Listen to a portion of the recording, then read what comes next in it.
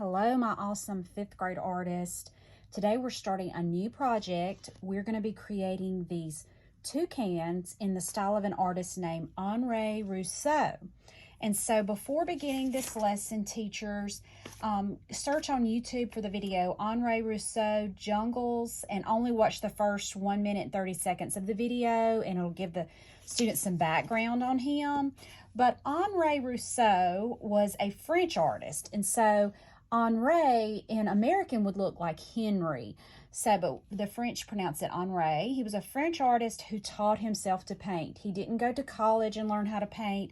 He just taught himself, and he loved jungle animals, and he would often paint pictures of them using his imagination. He had never actually been to a jungle. He would go to zoos and botanical gardens and see different plants, and then he would just make things up from his imagination, which is really cool. He was really creative. And at first, the art critics, when his artwork would hang in an art show, they didn't like it.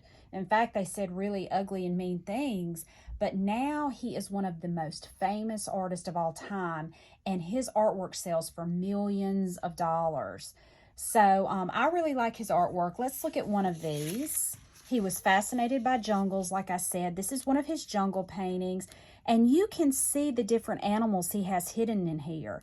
Like I said, he didn't look at these plants when he was drawing them. He would just make them up from other plants that he had seen, and he often had the jungle animals hiding in here. And here's a toucan. That's what we're going to be drawing today.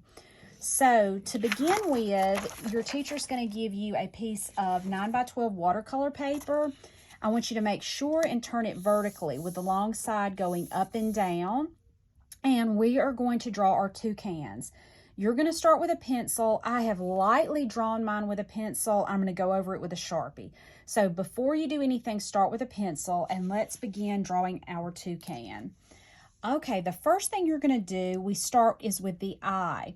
So we're going to find the middle of our page. We have to make sure we're drawing our toucan bigger than Henri Rousseau did.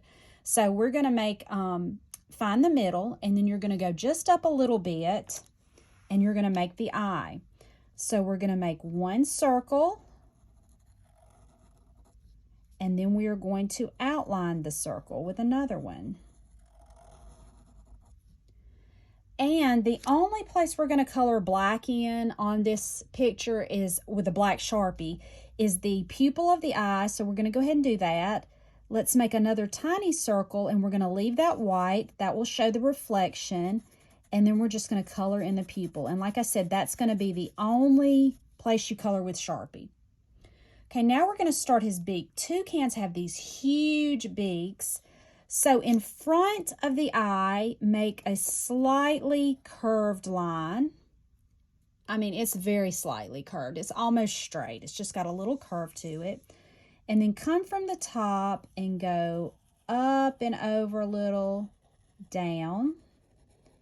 This is the top of the beak.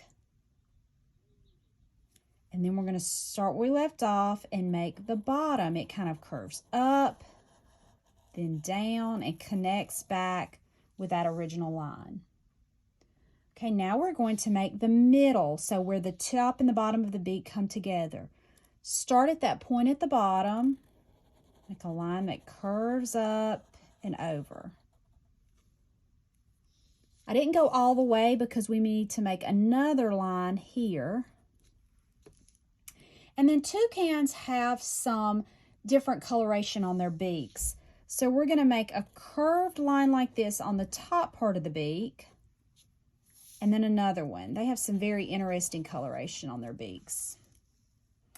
Okay, now we're going to start and make the body. It's going to go off of the page, but we're going to start at the top of the beak, go around where his head is, down, kind of sideways, and go all the way to the edge of your paper. Then we're going to make the bottom of his body. So let's start at the bottom of the beak, go out a little bit for his belly, curve back around, and then his tail would start, so then we go straight down. Teachers, you can pause the video if the students need more time. Okay, now on his body, he also has some different coloration. So we're going to start near the top of the beak and kind of go very close to the eye and come around and down to about the middle of his body. And that's going to be a different color. And then we're going to make his wing. So we just start about the middle of the back, go down, and we're making this long, kind of oblong oval shape. And let's add some lines to indicate some feathers and some shapes. So I'm just going to go across and add a curvy line, maybe 2 or 3. Right now I'm just using my thick Sharpie. Later we can go in and do some variety with a thin Sharpie. And then I'm going to make some lines that go straight down for more of the feathers on his wing. Okay, now he's going to be sitting on a branch. So let's make his legs and feet. So for the legs, you come on the bottom of his body. We're going to kind of make a shape like that. It's kind of a squared off a little bit shape. Another one. And then his toes curl around the branch. So I'm drawing these shapes that indicate his toes. And they curl under, so you kind of put a curve at the bottom. You can't really see the toenails. The toenails are curving under the branch. And we're going to kind of draw our branch around that. All right, so starting, if you need to start where you did the feet for the branch, so it looks like he's sitting on it, do that. So we're just going to kind of go like this. See how it begins to look like his feet are curling around that? And we're just going to make a line that goes all the way to the edge. Not necessarily a straight line. Branches aren't perfectly straight, so it can have a little bit of a curve to it. This is just a branch in a tree. See how it now looks like his feet are curling around it? Okay, and then let me go get my thin Sharpie. Thin Sharpies are good because they give variation. All the lines aren't the same. And I'm going to go back in on his wings and add a little thin Sharpie lines. And then I like to, on the tree, you know how trees will have knots on the tree? I like to make these knots by making like an oblong circle and just keep going inside with more. And I'm using the thin Sharpie because my thick Sharpie would probably just all run together. So I'm putting 2 different knots on the tree. You don't have to. You can put what you want. Now, the rest of it is going to be up to you because I want you to use your imaginations and add all the foliage. So your teachers have got one of these. They can make copies, or you can put it on your Elmo for the students to see, or just pause the video right here. And you see some different examples of tropical leaves. You can use these and you can make up some of your own. You could add flowers if you want. Teachers, you could look up some examples online and show the students.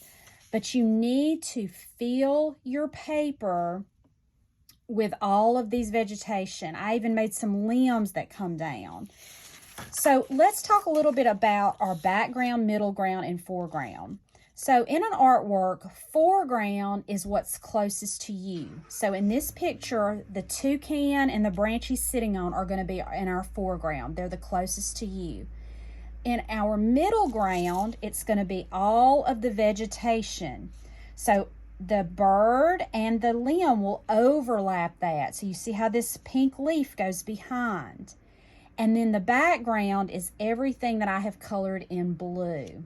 Okay, so you have to make sure you have a foreground, a middle ground, and a background in this piece of artwork. And then you're going to just use your pencil and fill the area with your vegetation. Make sure you really fill it, because if you don't, you're just going to have a lot of plain areas to color and it won't be as interesting. So you want this to be really interesting. So take your time and draw all your vegetation in. I'm going to show you this one. This is one where I've finished drawing mine in. I've also used a combination of my fat Sharpie and my thin Sharpie. So on some of these leaves, I've drawn little veins using my thin Sharpie. So if you have small lines, you need to use a thin Sharpie. Big lines, you use a thick, fat Sharpie. Teachers, you can leave this paused on the TV and the students can look at this if they need some inspiration and help. You just go all around. Okay, once you have finished that, you're going to outline everything with your black Sharpie, and then we get to start coloring. We're using watercolor pencils. So these are very similar to color pencils, but the really cool thing about them is you can add water and they will look like watercolor paint. So you just start coloring. So when you use watercolor pencils, you don't have to color really hard with them. I'm going to color a few areas and show you.